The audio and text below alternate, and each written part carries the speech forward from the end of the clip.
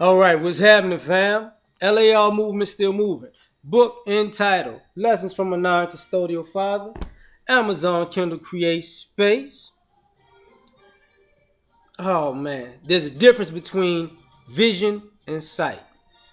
Um, Shout out to Lonnie Dobbins. He sent me a message to say, why do say something how you come up with these things sometimes to explain it to people. I got you today. Um, got up this morning, scrolling, saw Eric Thomas, the motivational speaker.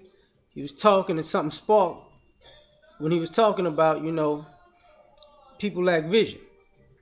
So this is what this is about. The difference between vision and sight. O'Shea Du Jackson, I think I'm about to preach today. I'm just saying.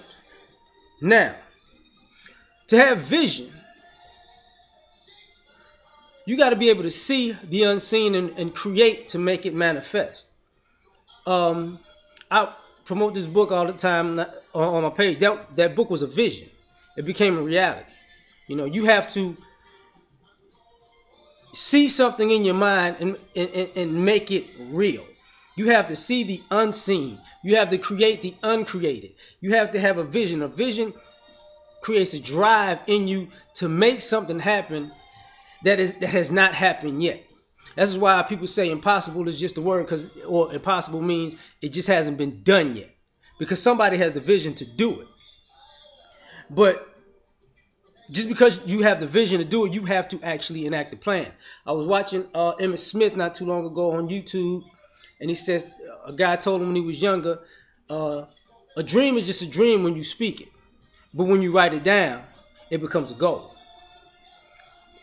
You got to make your vision a goal. See, the difference between vision and sight is simply put, you can see me, but that doesn't mean you manifest the reality of the things that you see in yourself. You get what I'm saying? That's a big difference between vision and sight. There are people who are blind. Stevie Wonder was blind, but he had great vision. A lot of us can see or have great eyesight, but horrible vision or blind vision. You understand that there were times when faith without works is dead. So faith may be your dream. That may be the seed of your vision. But when you write it down and make it a goal and you put forth the effort to achieve that goal, that's when you're manifesting a vision into a reality. That's different.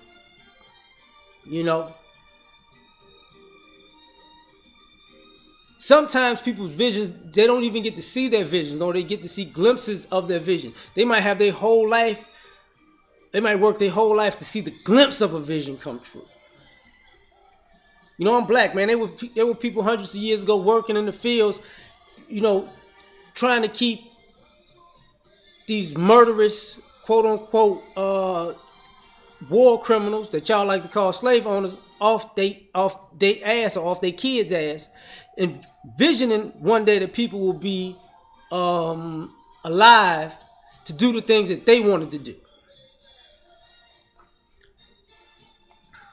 And some got to see the fruition of those visions come true. Now that was out of some people's hands because of Lincoln, and some people because of the Underground Railroad and so many slave revolts, they made those visions a reality. What do you think the Statue of Liberty is? The Statue of Liberty was originally a black woman holding a torch. What you think with shackles and chains on her feet? That's why you see the shackle and chain on the foot to this day. Vision is different. You read the Bible, God said, let there be light. I envision a world. I'm going to bring it to life. Let there be light. Boom. Here you go. Time, space, planet, here we go. Here's the thing. Without the thought, there will be no us. So when you think about something, that's the beginning. You know, that's why you got family members, you got friends, you have people come across you. They may see you. That's their sight. They may see you right now and say, "You ain't gonna never be this. You ain't gonna never do that." How can somebody from where you come from, or be what you are, or look how you look, or be poor how you poor? How can you see yourself being this? They don't have vision. They have sight. They see you right there and right there. That's all that they can see. You, on the other hand, may see yourself. This is who I am. This is where I come from. But this is not where I end. I'm gonna end here. I can start here, but I'm gonna end here. That's vision. Now, to be able to, you got to have a lot of testicular fortitude to know your vision, and to be able to take the lumps of life to get there. That's what makes people great, because they start from point A and end at point Z. Because in here, they weren't satisfied until the vision was complete. You know, sure, some people fail along the way, but those people don't have regrets. If they did it the right way and it still didn't work, they don't have regrets. Because that vision in some ways still came to fruition. But people who just see stuff, no. You know, I talk about relationships a lot. A lot of the reason why relationships don't work is because you're dealing with people who only use sight. They don't use vision. Or you run into people who they think their sight is vision and that their vision is sight. What do I mean by that? You want to see a finished product. So when you see a finished product, that's your vision of seeing a finished product. You don't want to be a finished product. So you hit yourself to a finished product, but you ain't never you never molded yourself into that process. You don't know what the process of becoming your vision is. You just a coattail rider. You just a bandwagon. You just hopped on the bandwagon at the last minute. You don't really have vision. You just want to see what the manifestation of vision looks like. So you don't get it. You there when it's popping, but you don't get what it took to get there.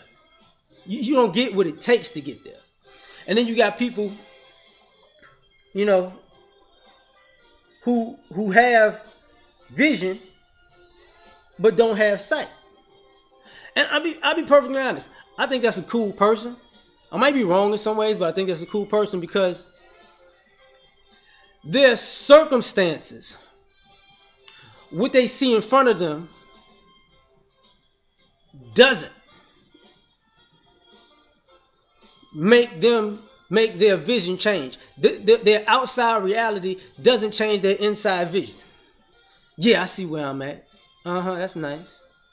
Or they just oblivious. I ain't worried about where I'm at right now. So what? You act like I'm gonna be here forever. That's like when I would go back to my old neighborhood, I'd be like, man, I really lived there? It was really that bad? I ain't know. Because really, I wasn't focused on the place. I was focused on achieving my goals. So it looked good to me, but it looked temporary to me also. And some people don't understand that. Like some people don't get when you're trying to mold your vision, the outside world is temporary. Life is temporary, but everything that goes on right now is temporary. Your place may be temporary. Matter of fact, when you finish your vision, you might have to set another goal after it's fulfilled and go on another journey. And you might have to start from ground zero. But you know what? You know how to make a vision a reality, so that doesn't matter to you. Once again, it's temporary. That's why you see winners who know how to win. That's what knowing how to win is built on. You see something, you work to make something real, you become something, and then when that is achieved, got that one, on to the next. I know the process. I know the hard work it's gonna take. I I know the work that people are not going to put in. I know the work that's unseen. I know the sacrifices it takes. I know how good it's going to get when it's looking bad. But people who only have sight can't see that. People who only have sight, they see the success of it when it's over. That's all they see. That's why we talk about that's the American dream is sight. It ain't vision. The American dream is all sight.